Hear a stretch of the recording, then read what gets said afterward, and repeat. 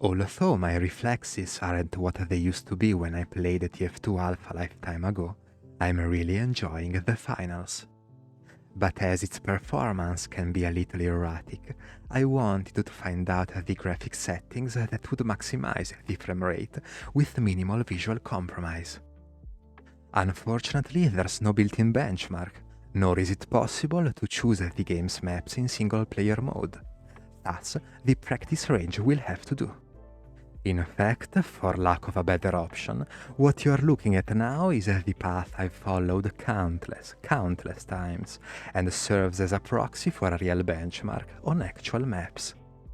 In other words, the following results are only valid in this scenario, and are unlikely to be generalizable. However, they can prove useful in understanding how one setting behaves in comparison to any other. So, without further ado, let's jump right in. Here are the averages of 3 laps of that track at 1440p using Tau 100, Hotfix 1.2.2, Studio Driver 537.58, and every alternative in each quality category. Now, my subjective rule for defining the best option is simple.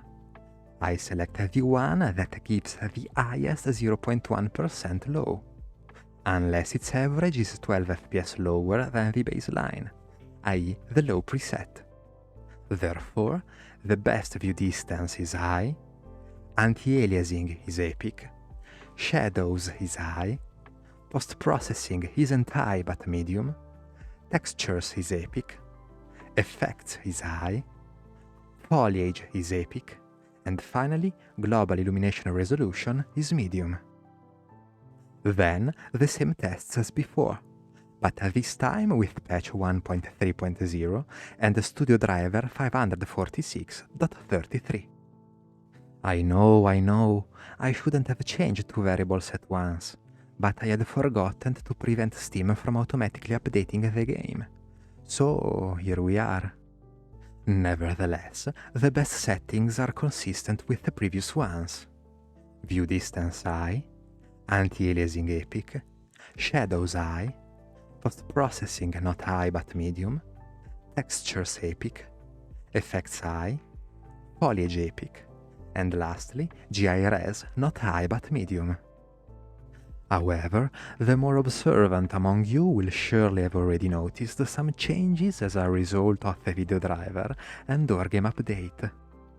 While this new setup does deliver 5% better averages and 4% better 1% lows than the older one, its 0.1% lows are 4% worse. This means that, apart from a few instances such as preset and view distance epic, the older version had less severe stuttering. Clearly, NVIDIA and Embark Studios need to improve on this shortcoming. Speaking of improvements, let's take a look at how visual fidelity increases with each level in its quality category, to see if my previous choices actually make sense.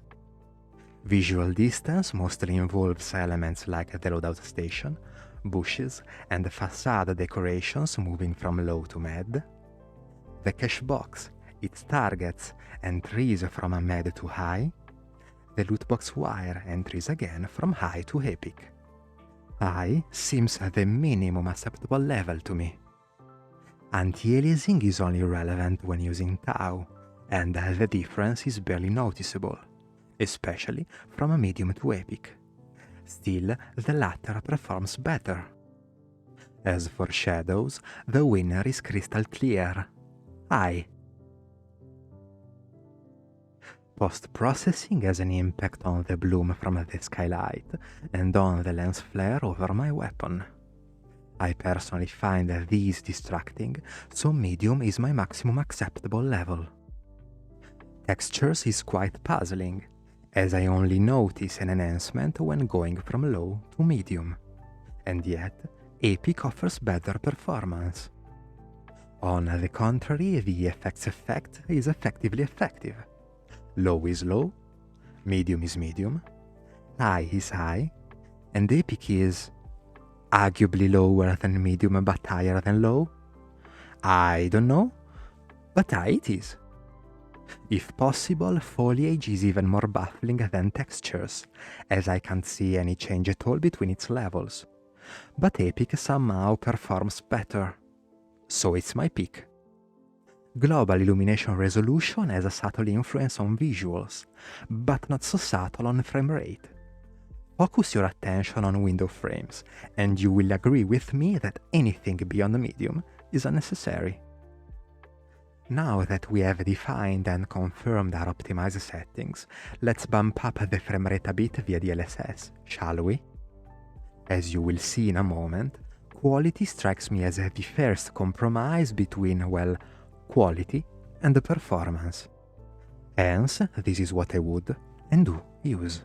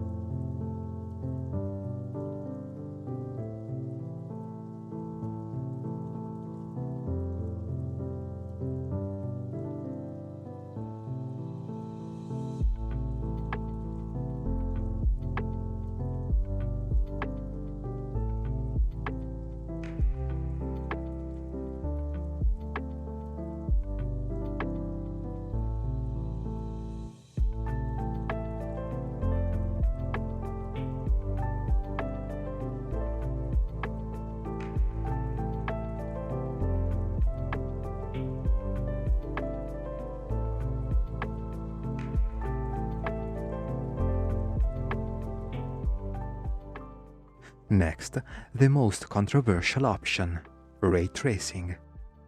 Some argue that it's too computationally expensive for a competitive game, while others claim that it can actually give a tangible competitive advantage. For example, a partially destroyed building like this would no longer be in penumbra as it would be with pre-calculated lighting, but properly lit, and increasingly so as the number of rays rises. Feel free to decide what's best for you and your config.